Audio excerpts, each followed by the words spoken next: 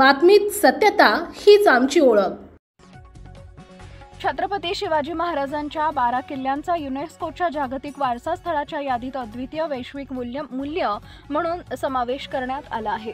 जागतिक वारसा स्थळामध्ये समाविष्ट झालेल्या या यादीत महाराष्ट्रातील रायगड, राजगड, प्रतापगड, पन्हाळा, शिवनेरी, लोहगड, साल्हेर, सिंधुदुर्ग, विजयदुर्ग, सुवर्णदुर्ग, खांदेरी हे 11 किल्ले आणि तामिळनाडूतील जिंजी या 1 किल्ल्याचा समावेश करण्यात आला असून संपूर्ण महाराष्ट्रातील अत्यंत अभिमानाचा व ऐतिहासिक क्षण ठरला आहे। या सुवर्ण क्षणी सिंदखेडा शहरात भारतीय जनता पार्टी मार्फत जल्लोष साजरा केला गेला। यावेळी सिंदखेडा येथील भाजप कार्यालयात गटनेते रावसाहेब अनिल वानखेडे यांच्या हस्ते छत्रपती शिवाजी महाराजांच्या प्रतिमेचं पुष्पहार अर्पण करून पूजन करण्यात आले। छत्रपती शिवाजी महाराज की जय, जय भवानी, जय शिवाजी, धर्मवीर छत्रपती संभाजी महाराज की जय अशा घोषणांनी परिसर दुमदुमून गेला होता। भगवा चौकात आतषबाजी करत भाजप कार्यकर्त्यांच्या वतीने एकच जल्लोष करण्यात आला।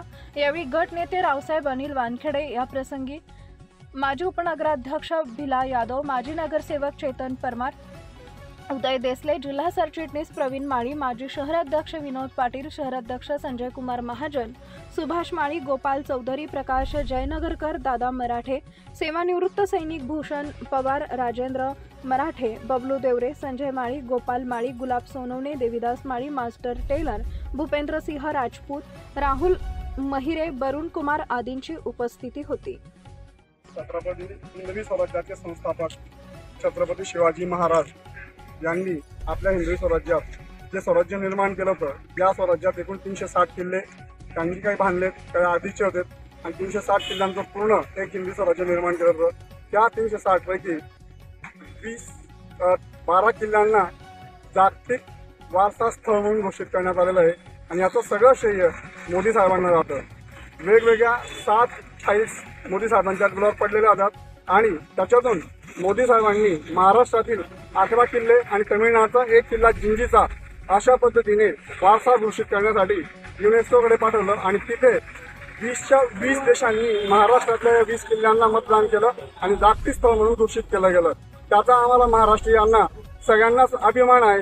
श्री छत्रपतींनी केलेल्या या हिंदवी स्वराज्याच्या कार्यावरती महाराष्ट्राचा प्रत्येक माणूस आणि माणूस, मराठा आणि मावळा हा अभिमानाने सांगतो। आज हा जो जल्लोषाचा कार्यक्रम केला गेला, या कार्यक्रमासाठी महाराष्ट्र राज्याचे पणन व राजशिष्टाचार मंत्री जयकुमार भाऊ रावल यांच्या मार्गदर्शनाने आणि आमचे गटनेते रावसाहेब अनिल वानखेडे यांच्या खंबीर नेतृत्वाखाली आम्ही हा जल्लोष साजरा करीत आहे। आपल्या परिसरातील महत्त्वाच्या बातम्या पाहण्यासाठी आजच आमच्या JBTV न्यूज चॅनलला YouTube वर सबस्क्राइब करा आणि बेल आयकॉन प्रेस करा।